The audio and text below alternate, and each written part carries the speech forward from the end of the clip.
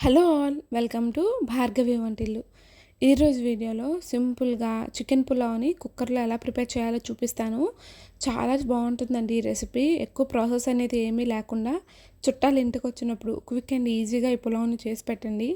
చాలా ఇష్టంగా తింటారు. టేస్ట్ కూడా అద్దిరిపోతుంది. మరి ఈ పులావ్ని ఎలా ప్రిపేర్ చేయాలో వీడియోలోకి వెళ్ళి చూసేద్దాం. ముందైతే కేజీ వరకు చికెన్ తీసుకోవాలండి.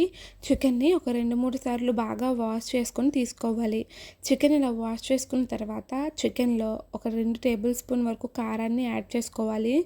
ఇందులోనే 1/2 టేబుల్ స్పూన్ వరకు పసుపు, 1/2 టేబుల్ స్పూన్ వరకు ఉప్పుని, చికెన్ పులావ్ మసాలాని 1/2 టేబుల్ స్పూన్ వరకు యాడ్ చేసుకోవాలి. ఇలా అన్నీ యాడ్ చేసుకున్న తర్వాత ఇందులోనే 1 కప్పు వరకు పెరుగుని యాడ్ చేసుకోండి.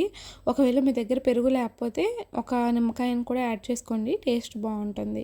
ఇవన్నీ కూడా యాడ్ చేసిన తర్వాత చేతులతో బాగా మసాజ్ చేస్తున్నట్టు చికెన్ ముక్కలకి బాగా అప్లై చేసుకోవాలి. ఇలా మ్యారినేషన్ చేసుకోవడం వల్ల చికెన్ పీస్ అనేది చప్పబడకుండా ఉంటుంది, టేస్ట్ కూడా చాలా బాగుంటుంది. సో ఇలా బాగా మిక్స్ చేసేటట్టు కలుపుకోవాలి. మనకి చికెన్ పీసెస్కి ఉప్పు కారం అనేది ఈ విధంగా పట్టాలి. ఇలా పడితేనే టేస్ట్ అనేది చాలా బాగుంటుంది. ఇప్పుడు దీన్ని ఒక 1/2 అవర్ పాటు ఫ్రిడ్జ్లో పెట్టుకోవాలి. ఇప్పుడు స్టవ్ మీద కుక్కర్ని పెట్టుకొని కుక్కర్లో ఆయిల్ ఇంకా గీ 2 యాడ్ చేసేసుకోవాలి. నేనైతే ఆయిల్ యాడ్ చేస్తున్నాను. ఒక 3-4 టేబుల్ స్పూన్ వరకు ఆయిల్ యాడ్ చేసుకొని వీడియోలో చూపిస్తున్న మసాలా దినుసుల్ని యాడ్ చేసేసుకోవాలి. చెక్క, లవంగం, మరాఠీ మొగ్గ, అనాస పువ్వు ఇవన్నీ కూడా యాడ్ చేసుకోండి, టేస్ట్ చాలా బాగుంటుంది. ఇవన్నీ కూడా యాడ్ చేసుకున్న తర్వాత ఇప్పుడు ఇందులో 1 కప్పు వరకు ఆనియన్స్ని, 1 కప్పు వరకు పచ్చిమిర్చిని యాడ్ చేసుకోండి. పచ్చిమిర్చిని ఒక 10 లేదా 12 యాడ్ చేసుకోండి. ఇవి కొంచెం కారం తక్కువ ఉంటుంది కాబట్టి యాడ్ చేస్తున్నాను. ఒకవేళ పచ్చిమిర్చి లేకపోతే కారాన్ని కూడా మీరు యాడ్ చేసుకోవచ్చు.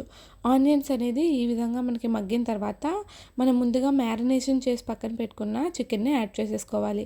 చూడండి, చికెన్ని యాడ్ చేసిన తర్వాత మొత్తం కలిసేటట్టు బాగా మిక్స్ చేసేసుకోవాలి.